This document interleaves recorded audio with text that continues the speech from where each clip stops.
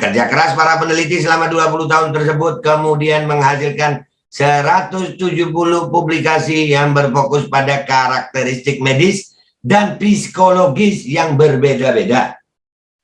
Secara umum, para peneliti menemukan bahwa 50% dari kepribadian kita diturunkan melalui gen, termasuk ketaatan terhadap otoritas. Aduh, genetik kan ya, taat sama, bisa dibuat loh, taat sama otoritas itu.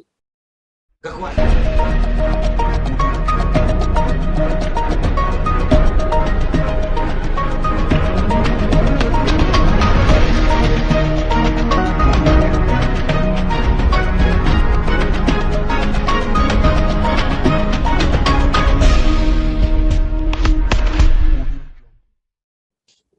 Assalamualaikum warahmatullahi wabarakatuh. Welcome back, selamat datang lagi di channel Babe Aldo bersama gue Babe Aldo yang tetap santuy, tetap bakal sehat, dan jangan lupa ngopi. Bismillahirrahmanirrahim.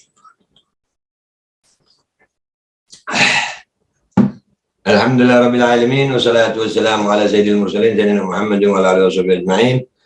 Rabbi shrah li sadri wa yassir li amri wa hlul 'uqdatam min lisani yafqahu qawli bi jahin nabi wa alihi. Salam revolusi akhlak, semangat revolusi akhlak. Semoga akhlak kita jadi lebih baik hari ini dibanding yang kemarin. Panjang umur perjuangan, Allahu Akbar, merdeka. Seperti biasa guys, jangan lupa Gustul Hindi, ramuan herbal luar biasa untuk meningkatkan daya imunitas tubuh kita, melawan segala macam bentuk infeksi dari zat-zat asing dari luar, khususnya polusi udara yang mengandung PM2,5 yang bisa menyebabkan anosmia, badai sitokin, ispa, atau yang disebut dengan penyakit karena pelos itu. Di deskripsi itu ada nomor yang bisa kalian hubungi untuk pemesanan Gustul Hindi. Ya, masuk ke konten. Ya, tapi sebelum ke konten, gue mau ngucapin terima kasih buat semua yang udah turun bersuara tadi di tanggal 18 November ya di Gedung Dewan. Nah, mudah-mudahan itu bisa menjadi stimulan yang baik ya, karena kami akan terus melakukan aksi-aksi sampai suara kami didengar. Kami sebetulnya hanya menginginkan diskusi dengan pihak-pihak terkait, baik eksekutif maupun legislatif. Beri kami kesempatan membuktikan, karena ini bahaya banget kalau dibiarin. Dan ini kecurigaan kami tentang adanya kejahatan kemanusiaan itu berbukti gitu ya, bisa jadi pertimbangan buat anggota dewan nih. Ini konten gue nih buat mereka-mereka nih, dan buat masyarakat juga nih, agar aware gitu, waspada terhadap apa yang terjadi. Ini ada satu artikel ya, luar biasa nih artikel. Ini dari National Geographic. Oke, dari National Geographic. Tanggal 19 Juni 2017 ke hari Senin ya, itu 2017, bayangin udah berapa tahun tuh, 4 tahun. Di sini ada judulnya, bisakah DNA menentukan kepribadian dan bakat Anda? Jadi memang DNA itu mempengaruhi perilaku sebenarnya. Kita lihat, kita baca sama-sama ini nih gambar DNA nih ya, ilustrasi gambar DNA. Di sini ada kromosom, ada protein, macam-macam di situ. Hingga kini, masyarakat masih mengenal tes genetika sebagai metode untuk menelusuri nenek moyang dan potensi penyakit mereka. Namun, MapMyGene, sebuah perusahaan tes genetika dari Amerika Serikat yang baru hadir di Indonesia, mengklaim bahwa tes genetika bakat bawaan lahir mereka memiliki akurasi hingga 95% dalam memprediksi 46 potensi umum anak melalui DNA. Ke-46 potensi umum tersebut termasuk kepribadian, bakat artistik, kecerdasan intelektual, kecerdasan emosi, kemampuan olahraga, kepekaan, kesehatan fisik, dan identifikasi kecanduan. Loh, tuh, lu lihat tuh, dari DNA itu bisa mendeteksi itu. Jadi DNA itu membawa gen untuk itu juga, kepribadian. Kebayang nggak kalau dipetakan ini? MapMyGene udah ada dari 2017 loh. Ya, kalau umpamanya orang yang di PCR di Indonesia ini sudah 90% di PCR, yang belum di micin itu juga banyak yang di PCR. Gua aja udah 5 kali gue di PCR, ya kan? Dengan kata lain, MapMyGene berkata bahwa melalui pemetaan DNA, nah pemetaan DNA inilah yang disebut genome DNA sequencing, yang diakui oleh Bapak Jordi Mahardi, bahwasannya GSI itu melakukan pemetaan genome sequencing. Ya ini, ya kan? Medmagin berkata melalui pemetaan DNA Anda akan bisa mengetahui apakah anak Anda yang optimis, orang yang optimis, pemalu, hiperaktif, memiliki memori yang kuat, kreatif, penyayang, memiliki semangat dan lain-lain. Kalau itu anak ya, tapi kalau Indonesia dipetakan mau bilang apel. Makanya DNA ini termasuk kejahatan kemanusiaan itu. Kalau data DNA diambil tanpa seizin orangnya, itu penjahat kemanusiaan banget itu. Nyolong DNA anjir, udah nggak ada lagi yang mau dicolong. Duit udah dicolong kali ya. Duit udah, hasil bumi udah, hasil alam udah, rakyat ini DNA sekarang ya. Wow. Kartina Lidiawati Marketing Communication Medmagin Indonesia mengatakan dalam siaran pers, setiap manusia dilahirkan dengan genetika yang berbeda. Genetika mengandung informasi esensial tentang potensi suatu individu terhadap intelijensi, di mana dapat diketahui melalui tes ini, sehingga dapat menjadi solusi untuk menemukan bakat terpendam. Jadi gini, logikanya begini. Di saat mereka bisa memetakan DNA kita dengan perilaku, maka mereka juga punya data tentang perilaku yang lain gitu. Kalau teknologi mRNA lewat micinisasi ini adalah merubah, ya kami sangkakan merubah genetika DNA manusia Indonesia yang sudah dipetakan, maka jangan heran kalau kita melihat rakyat Indonesia itu sekarang ini ada terjadi orang-orang yang bertindak di luar batas kemanusiaan. Seperti ada berita aparat kepolisian masuk ke kamar santriwati, mendobrak santriwati sampai santriwatinya itu belum nutup aurat. Itu ada itu beritanya. Gua angkat di Twitter, gua angkat di IG gue. Ya. Atau orang tua di borgol. Ini di luar batas kemanusiaan ini. Orang datang untuk masalah micin dengan baju yang begitu. Bisa terjadi itu. Walaupun terdengar mengherankan, ide pengaruh gen terhadap kepribadian dan bakat seseorang bukanlah barang baru dalam dunia sains. Bukan barang baru ini, kita aja baru dengar, makanya kita kesel. Apa kagetan kalau dengar nih? Oh, mana mungkin? Babe halu nih. Masa ada rekayasa genetika itu? Belum ada ilmunya, no. Bukan barang baru dalam dunia sains. Minnesota Twin Family Study misalnya, dalam studi tersebut para peneliti dari University of Minnesota yang dipimpin oleh Thomas Bouchard mempelajari 137 saudara kembar selama 20 tahun dari tahun 1979 hingga 1999 untuk mencari pengaruh gen pada kepribadian, kepercayaan, tingkat intelijensi, perilaku, dan gaya hidup mereka. Kerja keras para peneliti selama 20 tahun tersebut kemudian menghasilkan 170 publikasi yang berfokus pada karakteristik medis dan psikologis yang berbeda-beda.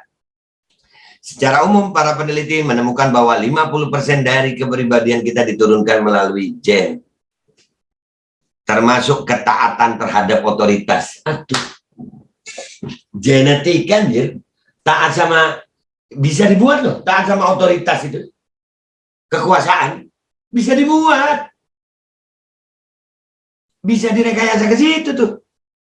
Kerentanan terhadap stres dan keinginan untuk mengejar resiko. Bahkan menurut para peneliti, IQ kita pun 70% dipengaruhi oleh genetik dan 30% oleh lingkungan. Lingkungan cuma 30%. Lu kebayang nggak tuh kalau kita direkayasa dengan yang maunya mereka untuk perilaku kita? Namun tunggu dulu, Profesor Tim Spector yang mempelajari saudara kembar identik di King's College London selama 20 tahun terakhir memiliki pendapat berbeda. Profesor Spector meyakini bahwa perubahan lingkungan memiliki efek yang lebih besar daripada genetika seseorang. Bahkan untuk IQ yang menurut para peneliti Minnesota 70% yang bergantung pada genetika. Profesor Spector berkata bahwa angka ini merupakan rata-rata. Rata-rata dari banyak. Jika Anda ingin pergi ke Harvard, angka ini di atas 90%. Mengapa? Karena mereka yang belajar di Harvard berasal dari kelas menengah atas dengan kesempatan edukasi yang sangat baik.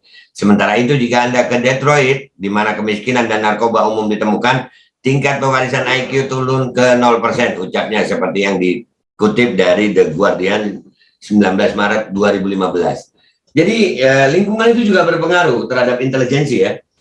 Tapi tadi kita baca sama-sama itu ada tentang apa, ketaatan terhadap otoritas. Kita lanjut ya ke halaman 2 ya. Menanggapi studi Minnesota kurang ngopi gue. Minnesota.